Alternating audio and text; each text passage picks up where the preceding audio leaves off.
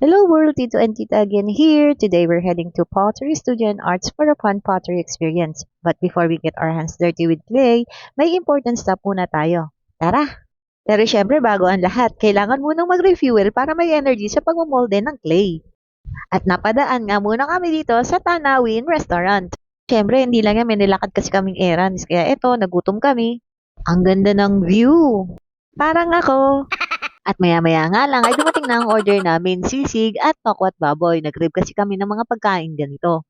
Pero sa totoo lang, yan ang kaya ng aming budget. And we made it! Welcome to Pottery Studio and Arts. Time to get creative and make some memories. Pagpasok mo pa lang, mapapansin mo na agad ang mga adorable dogs and cats na nirescue nila. Sila rin ang unang sasalubong at magwe-welcome sa'yo kaya super heartwarming ng vibe dito. Makikita mo rin ang iba't ibang finished pottery pieces na gawa ng mga visitors at artists dito. Sobrang ganda at nakaka-inspired at syempre hindi rin mawala ang kanilang merch corner if mapapadaan ka dito. Don't forget to grab some merch because every purchase helps support the rescued dogs and cats in their care. Maliit man o malaki, malaking tulong na yan para sa kanilang mga fur babies. At ayan, umpisa na ng demo. Siya nga pala ang aming instructor. Very hands-on siya magturo kaya nakaka-excite agad sumubok. May kasabay nga pala kaming workshop na around 4 hours ang duration. Pero kami, demo lang ang kinuha namin para matry lang muna yung experience. Ang cost ng demo is 600 pesos. Yung 100 ay para sa pottery session mismo. Tapos, 450 naman kung gusto mong iuwi yung gawa mo. May option talaga kung kukunin mo yung finished piece mo or hindi. Pero, hindi mo siya agad may iuwi ha, kasi matagal ang proseso. Aabuti ng 2 to 3 months bago siya completely matapos.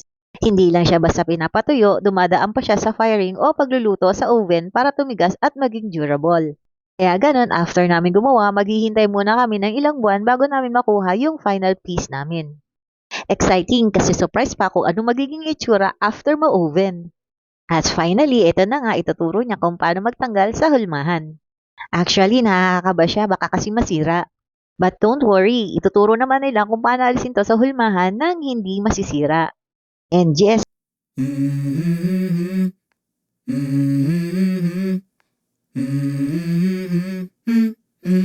let's go. I wake up to a little bit of drool on my pillow, feel like it's gonna be a bad day. Yeah, I'm tired of shit, and the coffee ain't hit yet, damn, ain't that great. I don't wanna go to work, cause my boss is a jerk, and I'm not even that paid. I need a change in my life, cause I don't feel alive, and there's nothing that makes me happy. Hold my beer for a minute, I'm about to quit my job, cash in for a ticket. I'm going on a trip and I don't plan to visit. I'm gonna stay there till I feel like I'm winning, and this is just the beginning. I need a big change, help me feel like living. I need a big swing, home runs I'm hitting, and I'll never look back, moving on till I get it all. And we all got dreams, we all want things, but what you gonna do for it? How you gonna move for it? What you gonna be?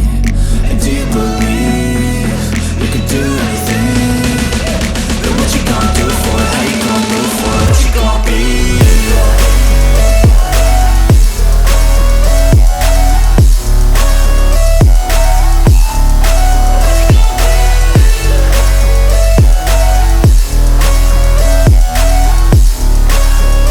Let's go! Hey! Yeah, this is my life, my strife, my right to fight, to die on. And this is my game to play, to claim a brand new name, and I ain't gonna lie to you, I'm a bit nervous that I might screw everything up that I've ever done. But what's the point of living if you ain't having fun? I guess I'll try this, try that, might miss, gotta find what I'm good at. I guess I look here, look there, over where am I scared, where am I at? I gotta make it in this life, whatever makes me happy, know I'm doing things right. Sipping in the summer on a goose. yan, natapos ko na rin. Grabe, galing, hindi siya nasira, which is a win kasi akala ko mahirap talaga siya gawin. Hindi rin pala siya ganun kadali ha. Dapat controlled at templado talaga yung kamay mo habang nagpa-pottery kasi kahit konting mali, pwedeng ma-deform yung shape. Sa una nakakangawit at medyo nakaka-pressure kasi kailangan steady yung kamay mo. Pero habang tumatagal, mas nagiging smooth na yung galaw at mas nai-enjoy mo na siya. Parang nakaka-relax na rin lalo na pag nasasanay ka na. Ang satisfying makita na unti-unti siyang nagpo-form into something kahit simple lang. Ayun, hanggang dito na lang muna. Bye guys! Ingat!